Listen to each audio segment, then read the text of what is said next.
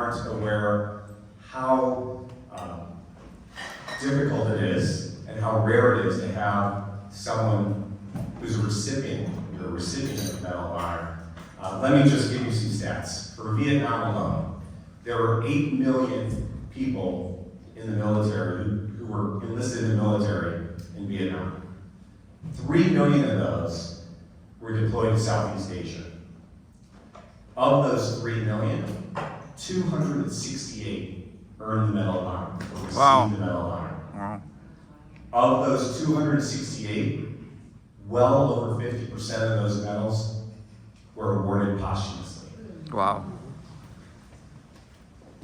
There are 65 Medal of Honor winners living today, one of which is our guest of honor. Al was born in Roseland on the south side of Chicago, grew up in northwest Indiana, and joined the Army in 1964.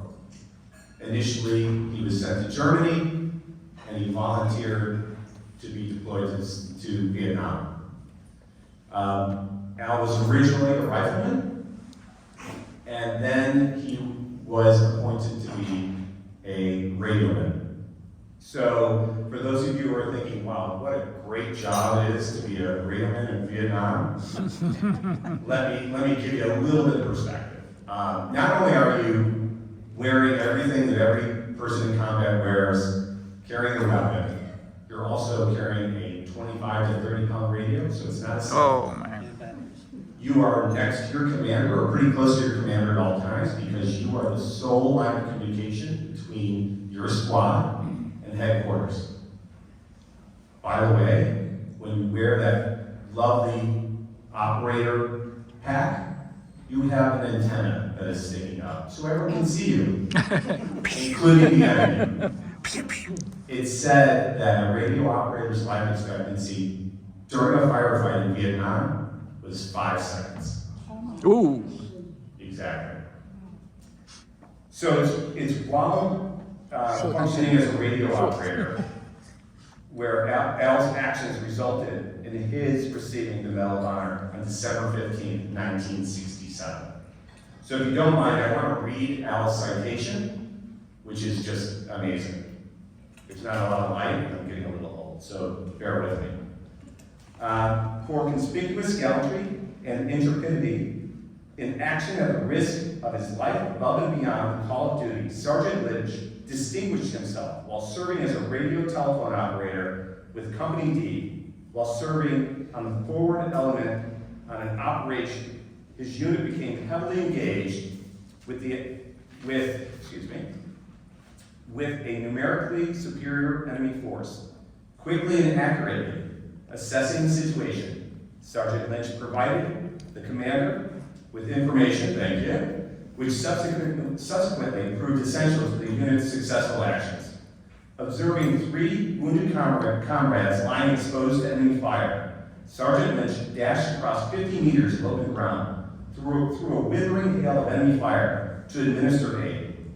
Reconnoitering a nearby trench for a covered position to protect the wounded from intense hostile fire, he killed 2 enemy soldiers at point-blank range. With the trench cleared, he unhesitatingly returned to the fire-swept area 3 times to carry the wounded men to safety.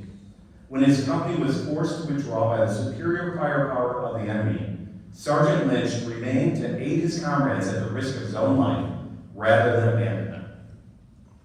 Alone, he defended his isolated position for 2 hours against the advancing enemy. Using only his rifle and a grenade, he stopped them just short of his trench, killing 5. Again, disregarding his safety in the face of withering hostile fire, he crossed 70 meters of exposed terrain 5 times to carry his wounded comrades to a more secure area. Once he had ensured their comfort and safety, Sergeant Lynch located the counterattacking friendly company to assist in directing the attack and evacuating the 3 casualties. His gallantry at the risk of his own life in the highest traditions of the military service, Sergeant Lynch has reflected great credit on himself, the 12th Cavalry, and the U.S. Army. So,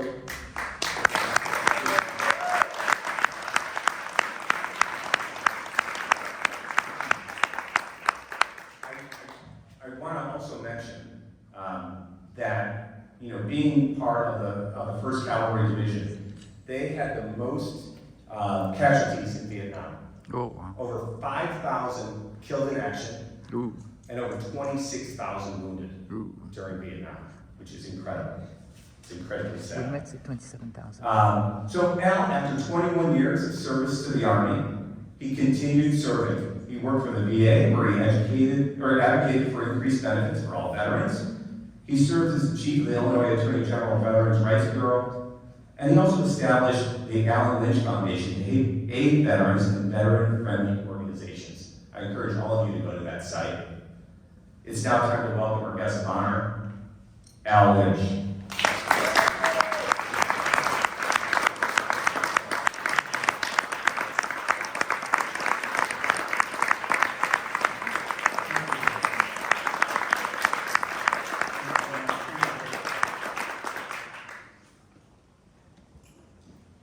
When I was a lot younger, I said I would never get up and say things like, back in my day.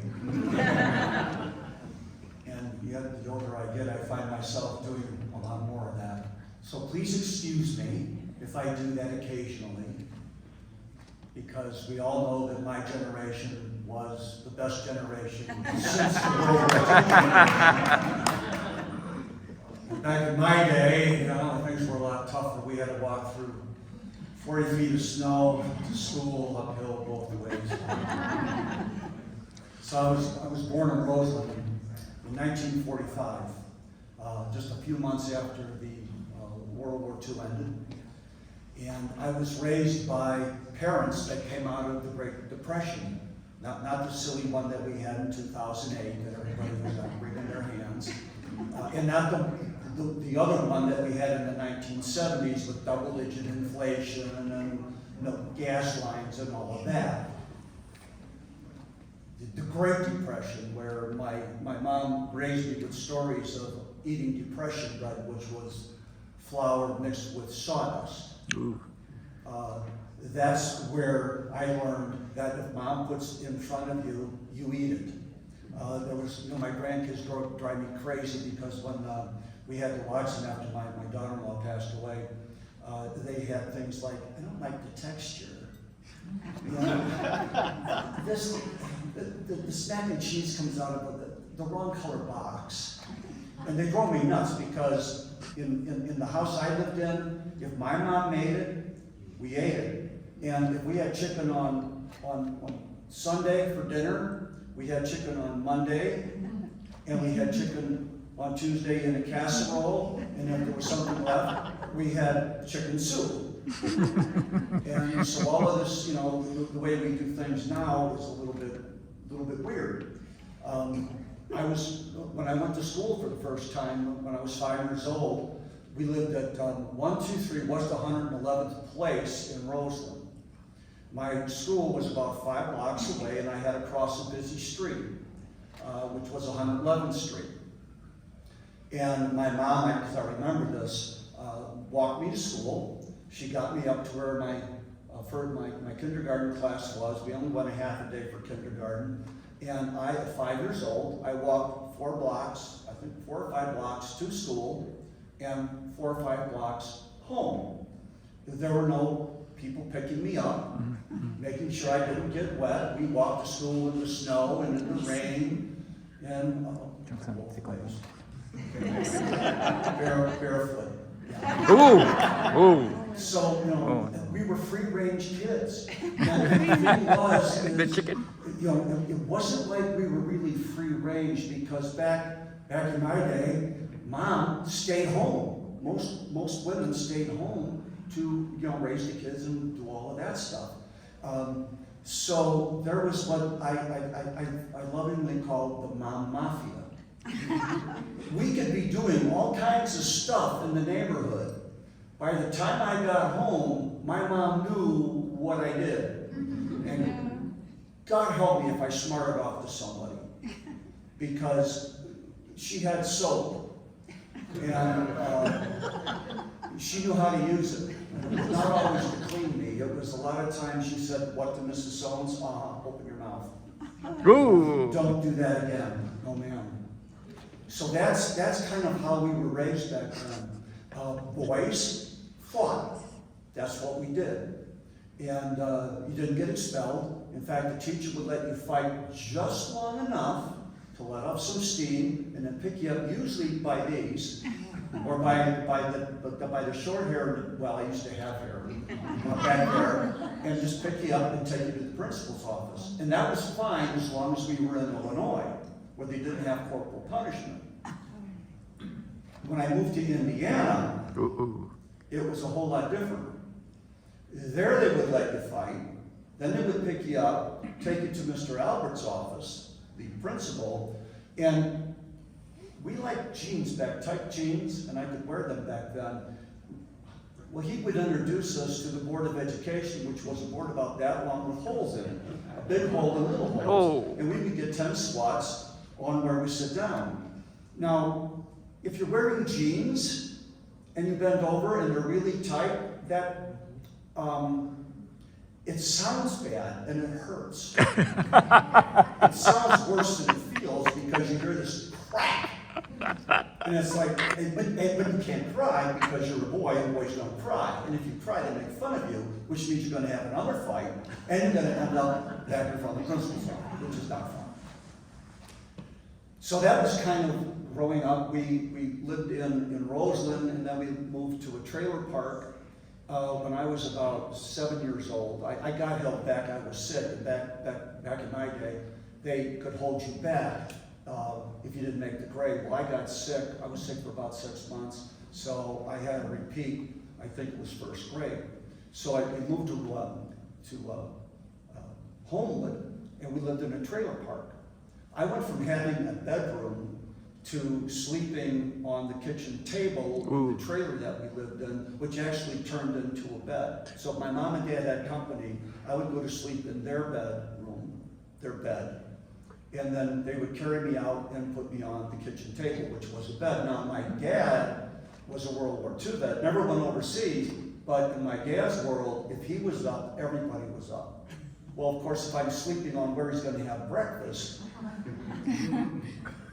at 5 o'clock in the morning when he had to get up and go to work, I was woke up.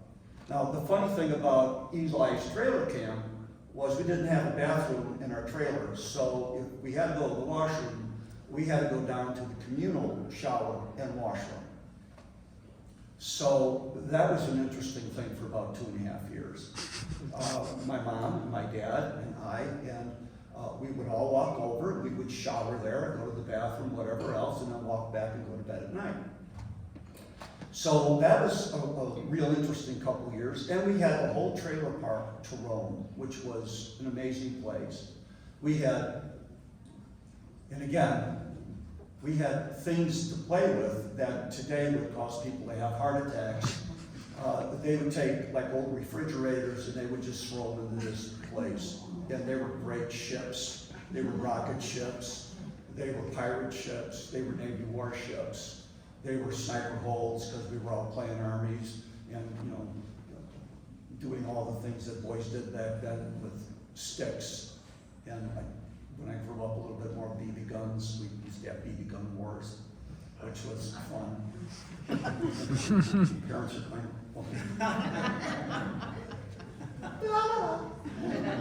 but you know, it was just an amazing time to grow up.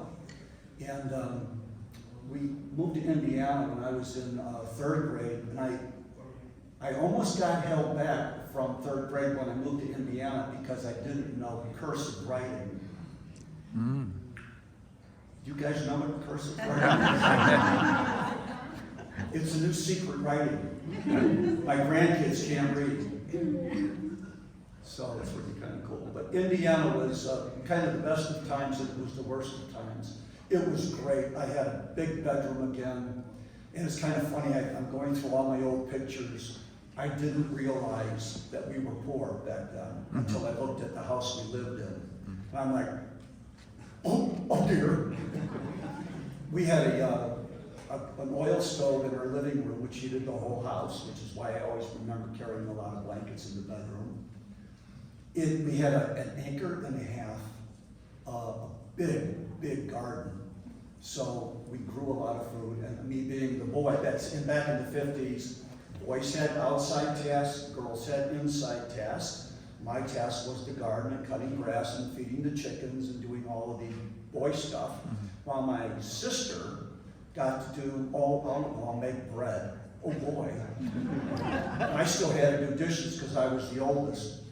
So in addition to that, but we went berry picking, and it was a phenomenal time until these 3 bullies moved into our school. Uh-oh.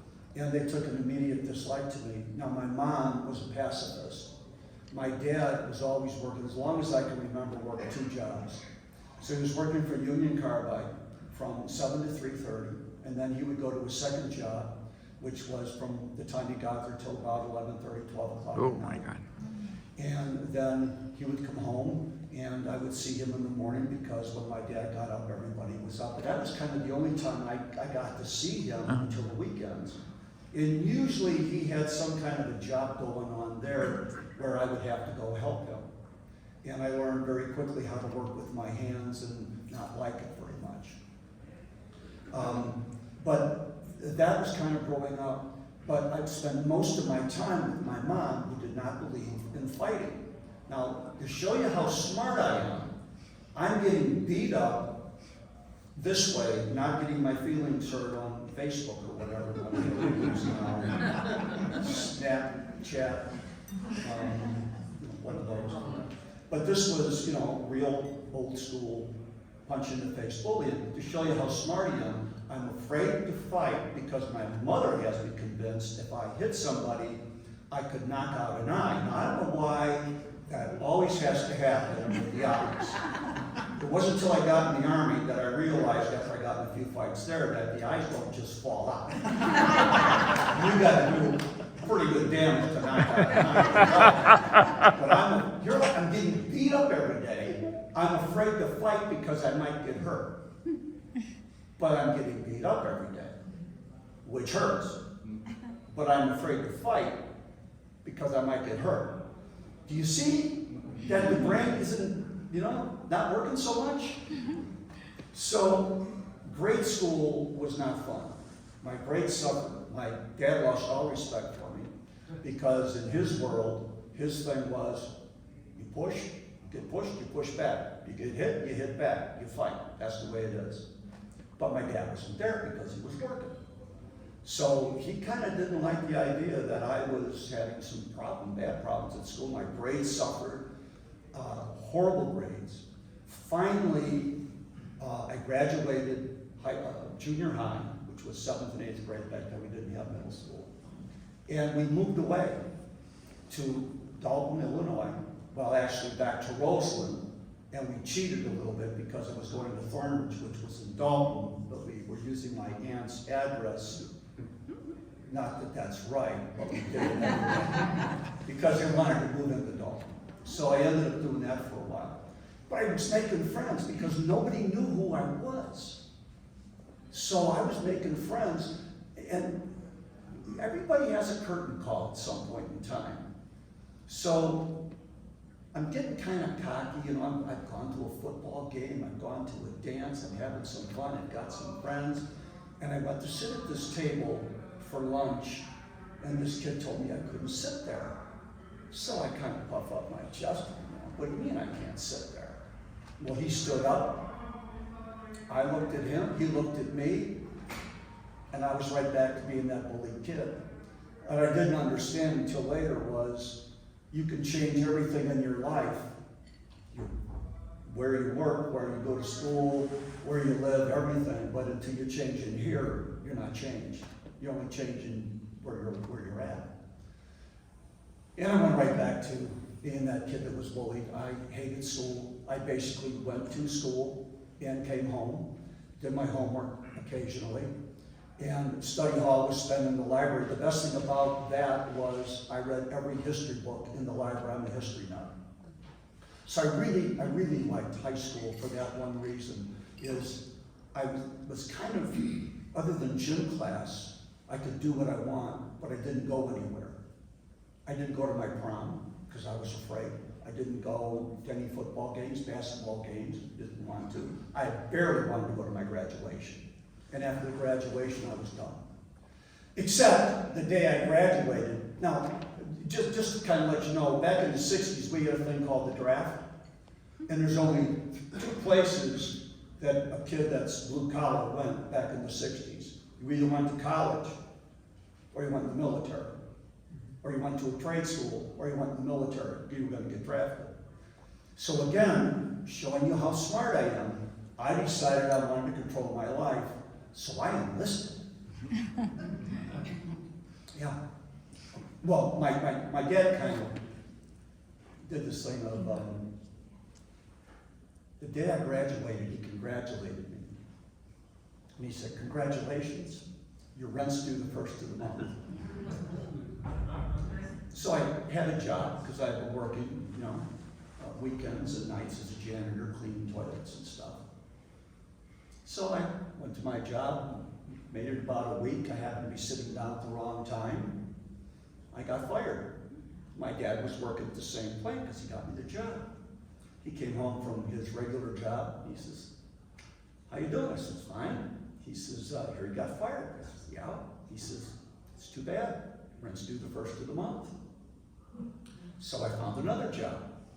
I got fired from that one because I smarted off to my foreman.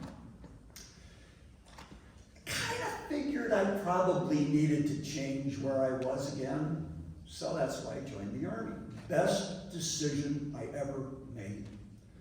I learned how to work with people from all over the country.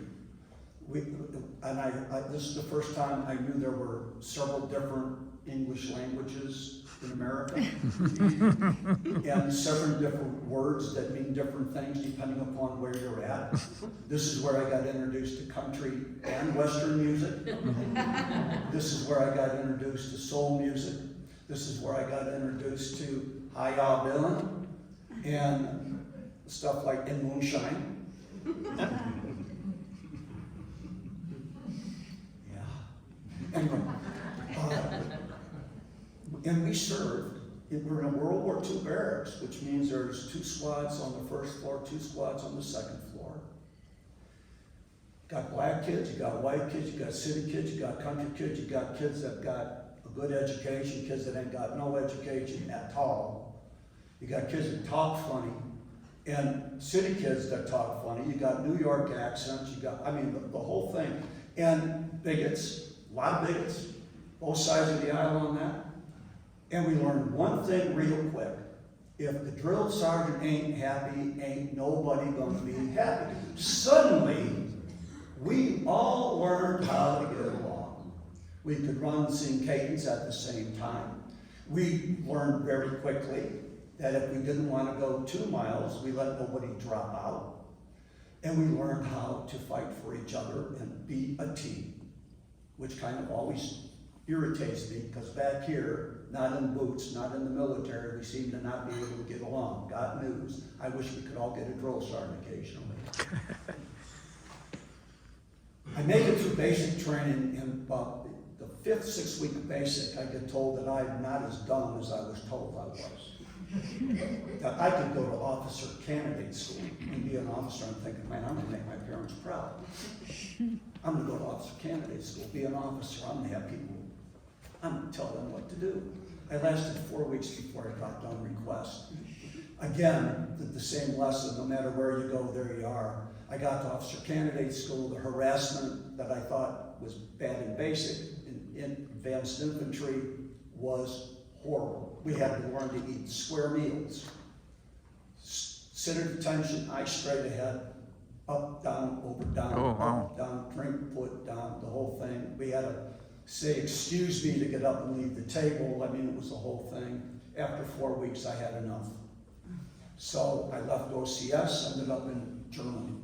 Went to Berlin, Germany, the only occupied city in the world at that time.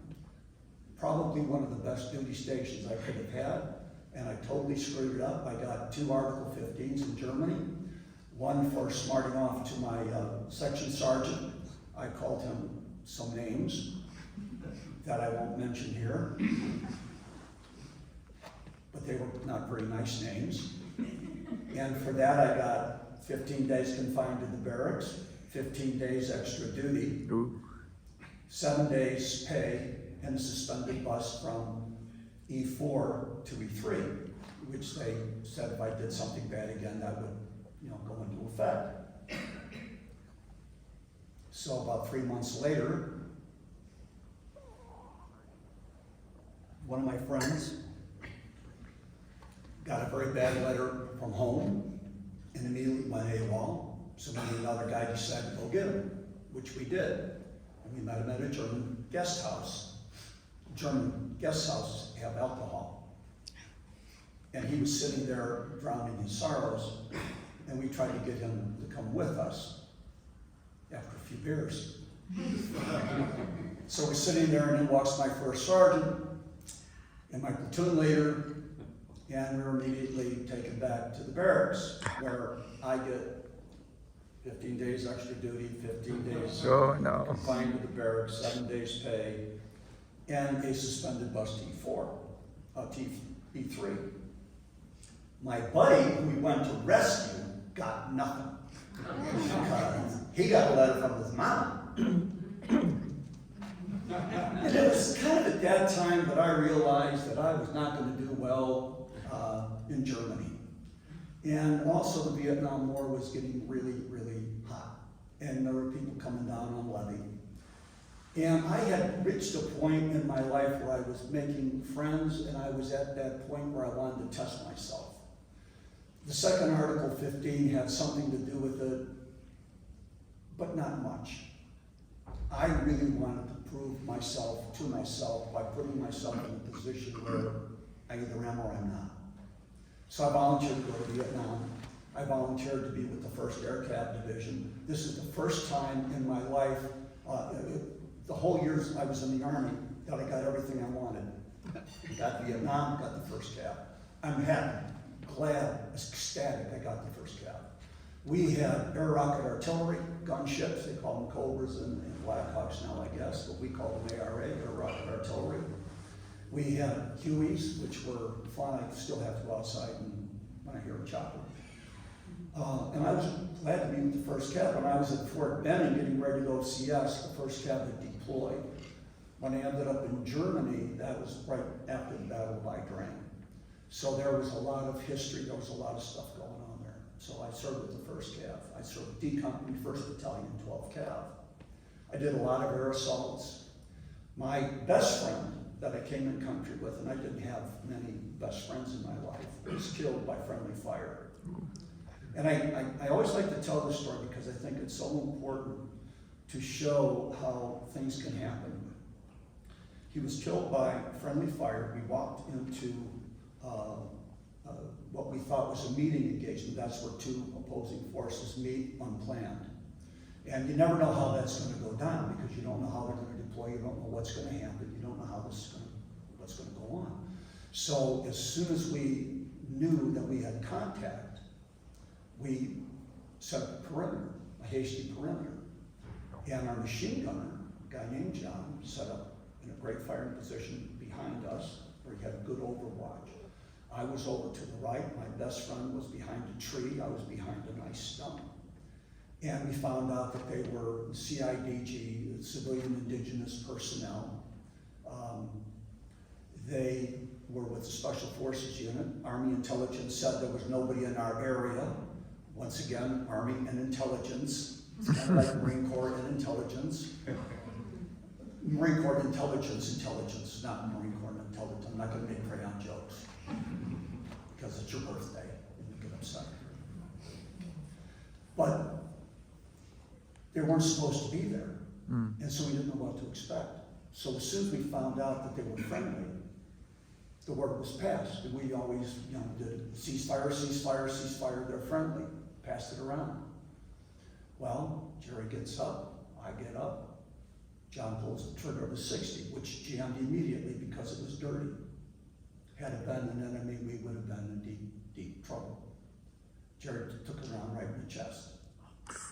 And we had to blow an LZ landing zone for him to get in. The chopper had rotated straight down. We had to push him up, the door gunner had to get up and hump the rest of the day with us. And I told John that things were not gonna go well for him if my buddy died.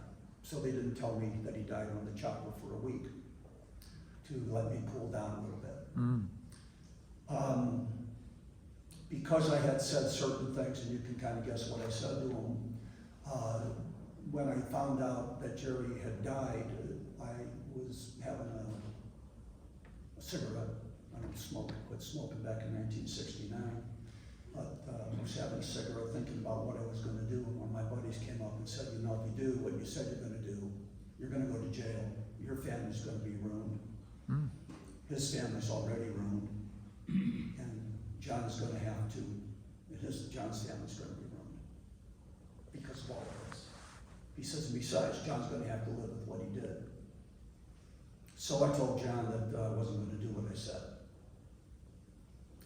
Now, John had two choices. John could have continued down the path that he was on, in which case he might not have lasted too long, because he had already made a lot of people angry. Or he could have changed his attitude. He changed his attitude. When I left Vietnam, he was a squad leader. He made a bad mistake, a horrible mistake, cost a life. But he decided, instead of staying on the path he was on, he decided to change that path. I like to tell that in schools because a lot of kids think, and a lot of us of an age think that we can't change who we are. We can change. We always have the choice to do things differently if we want to. So, December 15th, 1967, we had been in contact for about 35 days. Constant contact, constant firefights. And we were in the rear with the gear, getting ready to just relax for a while when our A company had walked into an ambush. And I was just a newly assigned, I think I had been an RTO for just about 3-4 weeks. Had no lieutenant. I got a brand new first lieutenant that came in, Lieutenant Roy E. Sutherland. I found out years and years later, he demanded to go out in the field with us as a platoon leader. And my company commander kept telling him, no, don't. He insisted. So he ended up making his first combat assault with us, and I was his RTO. And he was a very, very brave man. When we walked into the ambush, he and I, as his shadow, went to the front as fast as we could to see what was going on. We were up there, and one of our wounded guy came back, got about halfway to us. Ernie Wilhelm, one of the guys that I was credited with taking care of, and went out and got him, pulled him back in to our lines. And he said, Casares, who was the sergeant, had been hit in both shins. So I told my lieutenant I was going to drop the radio, I was going to go out, get Casares, bring him right back, which I did. I went out, I crawled down the trench to Casares, had to do a few things while I was doing that. And as I'm trying to figure out how I'm going to get Casares on my back and get his 16 and my 16 and other things to come back, Esparza comes running across and gets shot halfway out to us. So I went and got him, and we ended up going back in the trench. So we were there for quite a long time, the three of us. Unbeknownst to me, and I didn't find this out until I wrote my biography, they had to withdraw. We thought they were right there, but they had to withdraw because of the intense fire. And my Captain Orsini and Lieutenant Sutherland led a rescue mission out to get us. And that's when Lieutenant Sutherland got killed by the VC, got shot in the head. I thought he had got shot before. I didn't know that he came out to do this. They pulled back. They tried again. They backed up an APC armored personnel carrier. We could actually see inside the APC, and they tried to load us up. The APC got blown up. My company commander, Orsini, got blown out of the command turret and ended up getting wounded. They withdrew. They came back out one more time to get us. They asked me and told me to leave, and I told them what they could do with that. The whole reason I went to Vietnam was to prove myself to myself, and you don't do that by leaving you're wounded. And let me tell you, I wanted to leave in the worst way, but I couldn't because I just couldn't. You just don't leave you're wounded. Anybody that's been in the military has been trained to know that, and it's just something you don't do. I get asked a lot why I did what I did, and I'll say this: it is the sum total of the way I was raised. My mother and my dad were people who knew about sacrifice. My dad worked 2, 3 jobs. My mom always helped our neighbors. Back then, that's what you did. You knew your neighbors. So if one of our neighbors got sick, she would do the laundry, she would clean the house. One of the last things my mom did, when my mother-in-law, who was one of the best mother-in-laws you could ever have, was suffering rheumatoid arthritis, she would go over and clean her house for her and take care of her. And unbeknownst to me, I didn't know it until years later. But that's the way I was raised. That was my grandparents, that was my uncles, my aunts. This is who we were as a family. That's why how we take care of people is so important, because we don't know the silent witnesses that watch us, that see how we do things. So I credit my parents and my grandparents and my family in the way I was raised for what I did. I get back from Vietnam. I start living the American dream. And the day before we got married, April 24th, 1970, I'm told I'm going to get the Medal of Honor from Richard Nixon. And the next day we got married. Nice gift. And it was really kind of cool, because everybody was kind of a buzz about things, and I'm like, no, you don't quite understand. I'm getting married. That's more important than anything. Which gave me a lot of points for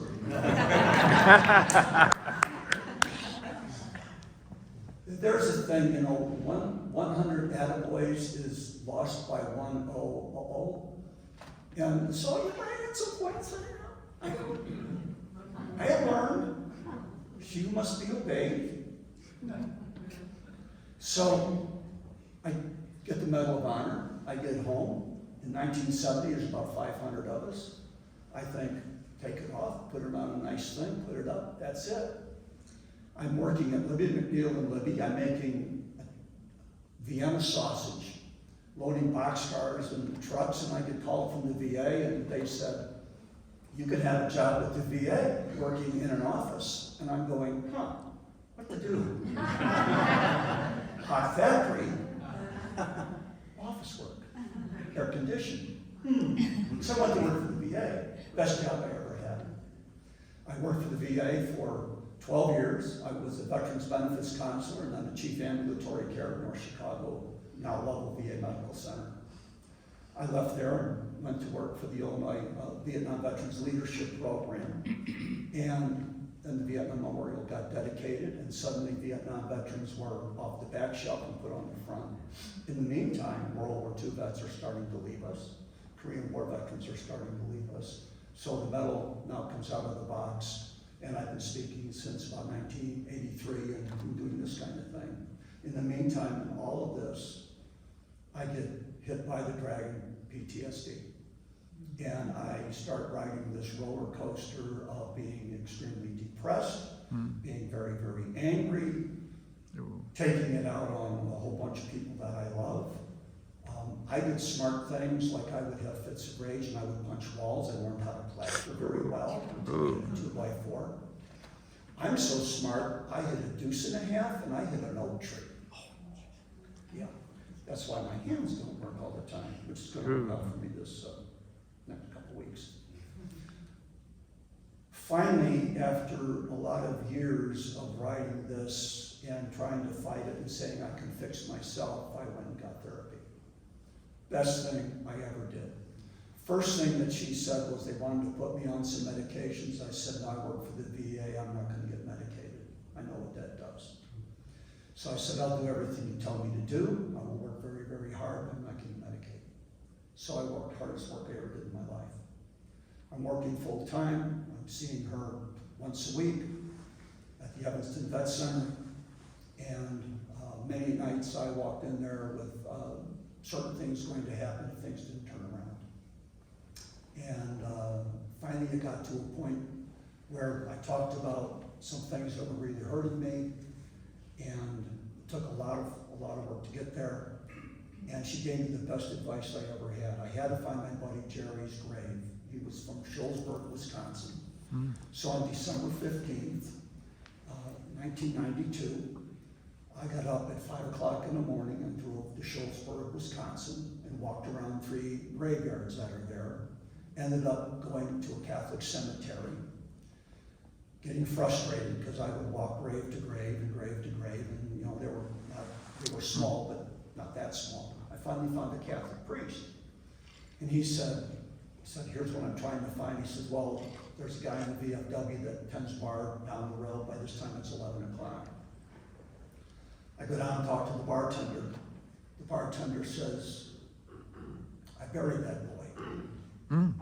Told me where he was buried, in Illinois. So I drove a half hour across the border into Warrenville, Illinois, and found Jerry's grave. And I used to get really depressed right around December, the holidays, just because it was right around my anniversary dates and things. I have not had a bad Christmas or Thanksgiving since. I came back, it was like I was a new man. It was something old and something new. I had to bring something to the grave. I had to take something back. I had to leave a message. It was just, and I filmed it. Went down and I bought a camera. And when I got home, I ran the film on the DVD for my kids so they could understand what was going on. And I explained what Jerry was. My youngest son, Brian, was named after Jerry. His name was Jerry Bryant. All I can remember was in the military, we call each other by last names or nicknames. So I could just only remember his name was Brian. So I call my second son, Brian, who is a great guy. And actually, tremendous credit to that name. He's a special needs dad. My granddaughter is 15. She wasn't supposed to live 8 days. She's 15 years old. She wasn't supposed to walk. She walks and runs. She's nonverbal, but she signs a little bit. And she's able to get all of us to do everything she wants. So she's very smart in many weird ways. To put a cap on this, you never know what your actions are going to do. In the late 90s, Joe Esparza got in touch with me, and we communicated a little bit back and forth. And after I finished my biography, Zero to Hero, I sent him the battle, my description of the battle, because it doesn't match the citation. I wanted to make sure, because I'm a history nut, I wanted to get it right. So I sent it to him. And he sent back that, yeah, it looked good to him, and I filled in some blanks that he remembered and all that. Last year, I'm on LinkedIn because of my foundation, and I see this name, Esparza, young lady, about 25 years old. So I wrote, your name is very familiar to me. Do you know Joe Esparza? She said, yeah, he's my dad. Your name's been in my house since I was a child. Thank you for my life. I never realized that when I saved his life, I saved his daughter's life and his grandchildren's and all that. And that hit me like a ton of bricks in a weird way, because I was extremely emotional for a few days. Probably one of the best pieces of news I could ever have gotten. But it really got me. What we do matters. And we may not realize how much it matters until you get something like that happening. So, there it is.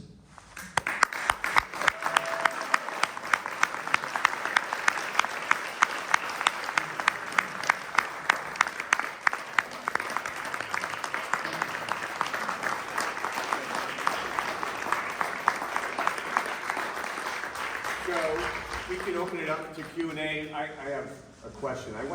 How did you find out that you are a recipient of the Medal of Honor? I think there's a story that. Oh, yeah. I just wish this weather would change. This is killing my sinuses. Never had sinuses until I got of an age. So, the day before we're to get married, I'm on my way home. Well, before I went to Vietnam, there's this S-curve in Dalton. And I said goodbye to my girlfriend. I'm leaving for, Fort Ord the next day. I had a couple of beverages. And I decided I'm going to take this S-curve because I've always wanted to take it. And I took it pretty fast. And I got picked up by the police. But I had orders to go to Vietnam. So I didn't get the ticket. My dad did. Wasn't happy about it, but what is he going to do? Shave my head and send me to Vietnam? So the day before I get married, I'm thinking, you know what? That S-curve worked out pretty well for me. I got home. I got home pretty good. So this time I reconned the route. I think I learned in the Army. No police. So I took it. It was about 4 o'clock in the afternoon. I didn't hit nearly the speed that I did the first time, but fast enough. And I noticed 2 little cherries in the back as I'm driving. I'm like, oh, no! So I'm driving down the road, and I turn, he turned. Oh, man. All right. You're going to get married tomorrow. Just tell him I'm going to buy the story, Vietnam, this and that. Everything's going to be fine. I pull in the driveway, he pulls in the driveway, I get out of the car, and my nicest voice, I'm always nice to police officers, they have guns. I understand, giving a cop a hard time. Are you Alan Lynch? Yes, sir, I am. He says, my social security number is? I said, yes, sir, it is. He says, what's this about? He says, call this number. I says, okay. What's this about? He says, I can't tell you, just call that number, it's a good thing. He says, okay. He says, you got it? I says, no ticket. He says, no, what do you mean ticket? Oh, okay, never mind. So I called and I got some colonel, and the colonel said, is your name Alan? I said, yes. Well, I have the honor to tell you that you're going to get the Medal of Honor on May 14th by the president. I said, but I'm getting married. And he says, go ahead. I can do that. And so got home, and we then flew first class, and once you fly first, you never go back to college. It was awesome. My wife and I are in first, my mom and my sister and my entourage are in coach. Got to a nice hotel in Washington. I think it was the Hay Adams, had a suite. My mom and dad had rooms down the hall. It was just beautiful. The ceremony was amazing. Any other questions? Yes, sir. What did you feel during the ceremony looking at your dad? It was pretty cool.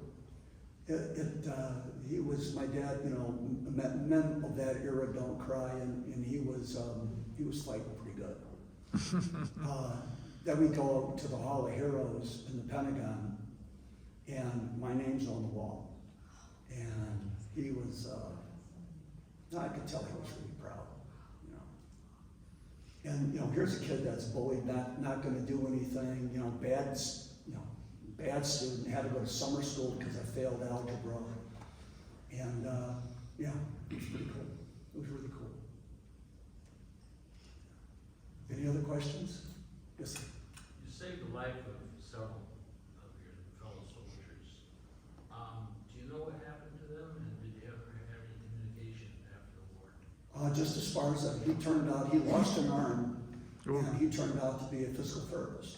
Oh. And got me turned on to Latin music, which is really kind of neat because I like listening to that. And I now have two Mexican neighbors, and I'm kind of like, is it politically correct to listen to the music I like now, or should I turn it off? I don't know, this is such a confusing time.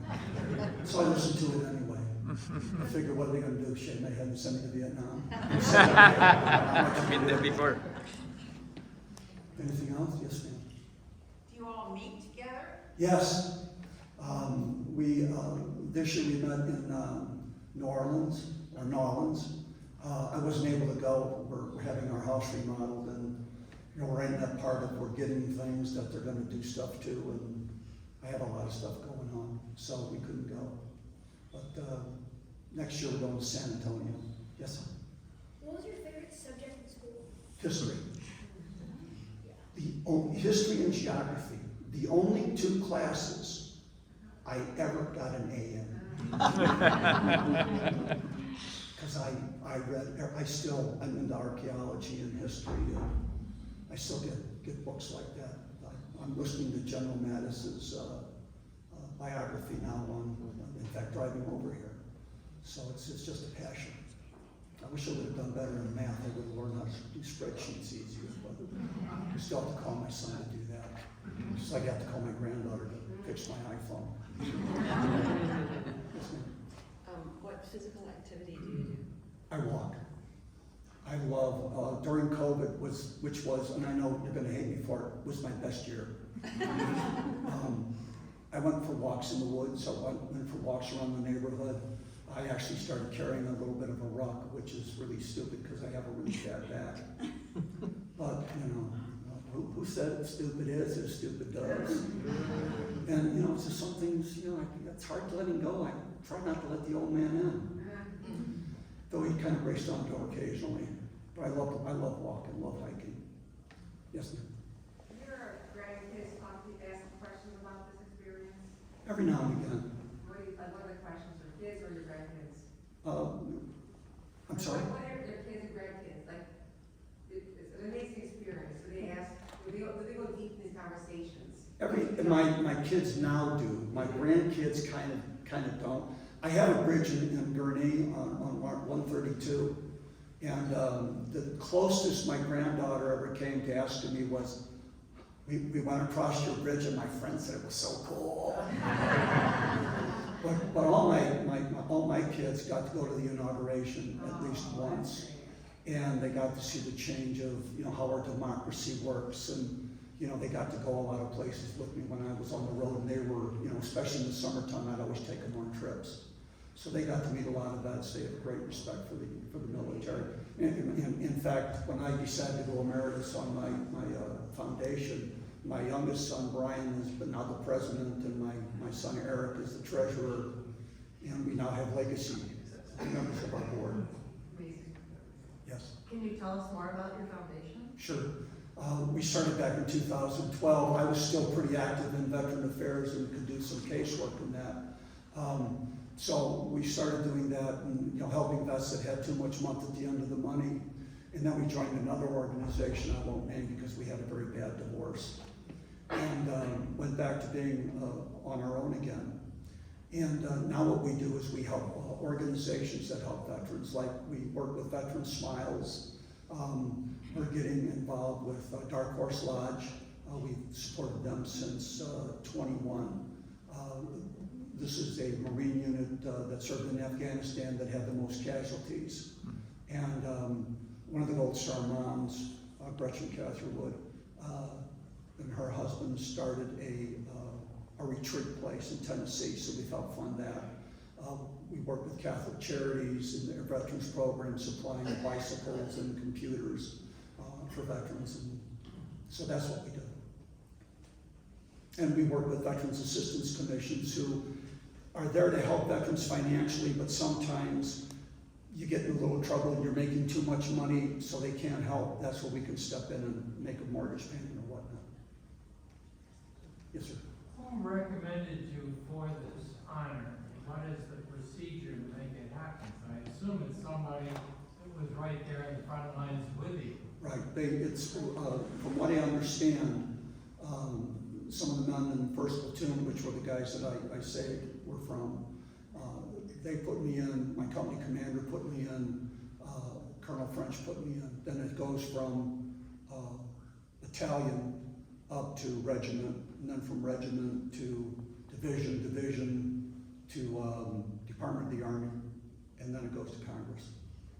And it got lost, which is why I didn't get it in 68 or 69 and got it in 70. How many recipients are there? Right now, there's 65 living. Wow. Yeah. And most of us, it was kind of funny when I came in, we were the young guys, now we're the old guys. I don't know how to deal with that. Yes, sir.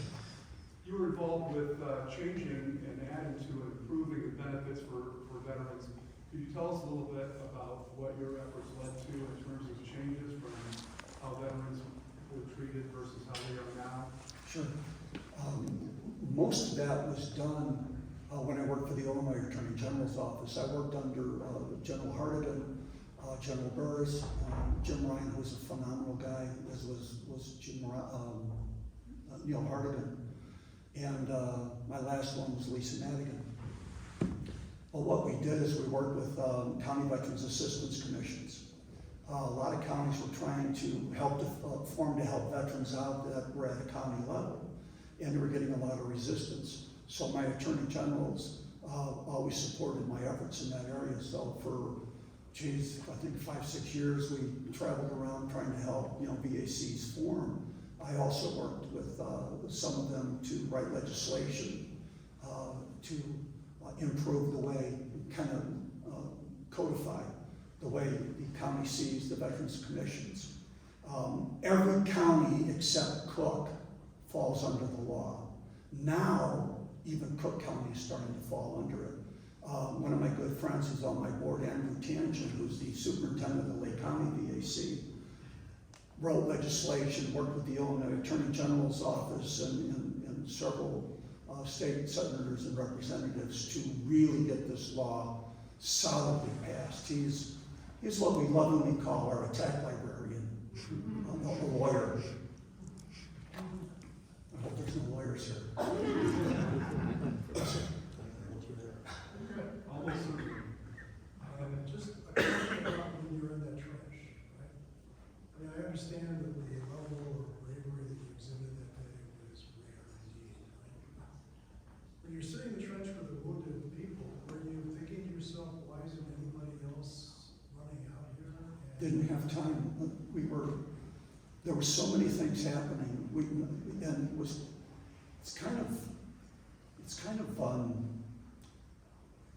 It's chaotic. It's organized chaos. We're trying to stay alive. I'm trying to, and this is where this memory, learning by rote, stop the bleeding, protect the wound, trade for shot, clear the airway comes in. Because I've got wounded guys there, I've got to put bandages on, I've got to do them right, I've got to make sure that they don't go into shock, I've got to do all this. In the meantime, we have the Viet Cong and the NBA, which we were up against, but didn't know until later that we were up against the 22nd NBA and the 9th VC. So they were trying to get to us, so we had to take care of them. In the meantime, they're trying to rescue us, and when they pulled back, they called in artillery on our position and jet strikes. We're literally laying in the trench when a jet flies over and drops napalm right over our head. Ooh. Now, had I passed math, I would know that height, speed, and distance means it ain't gonna hit me. But when they released it and I saw it come down, I thought, uh-oh. There were other words. Uh-oh, yes. There were other words we said. I won't say them here. But we thought we were going to be crispy critters, but it felt like that because the jet was going fast. So you don't have time in a lot of the firefights. You're just not thinking. It's afterwards your adrenaline is. Yeah. You're so pumped. Yeah. And then when it's over, it's like hard to come down. Yeah. In fact, that's one of the problems about coming back is there's nothing that gives you that rush. Yes, sir. Have you been back to Vietnam? Have you met anybody from the other side? No. Actually, I didn't know it. There was a guy who ran a restaurant in the 80s in Chicago, who we didn't know until later was Viet Cong, who defected, and then he went back to Vietnam. Oh, wow. But didn't know. But we used to go down to Little Vietnam all the time and get the food, because I like the food. It's nice. Were you exposed to Agent Orange and how are you thinking about that? Everybody that was in Vietnam was exposed. And I'm a diabetic because of it. I've got really bad neuropathy in my feet, and it's creeping up my life. I feel like Socrates after he drank the hemlock. It's just kind of rising up the legs. But you just deal with it, go through. I've also got a bad case of tinnitus, which I wear hearing aids except when I forget, like today. And I'm kind of resistant to it. So I never have a quiet day. I've always got ringing in my ears. Yes, sir.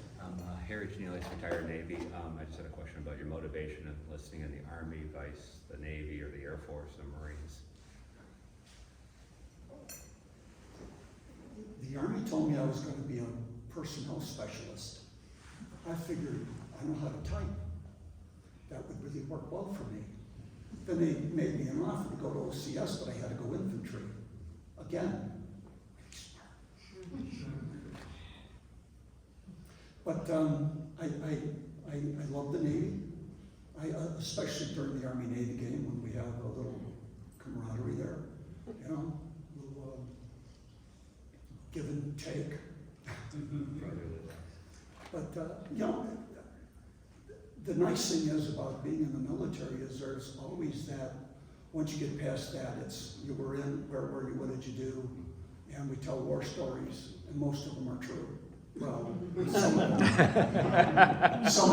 are true. Anyone else? Well, thank you so much. I appreciate it.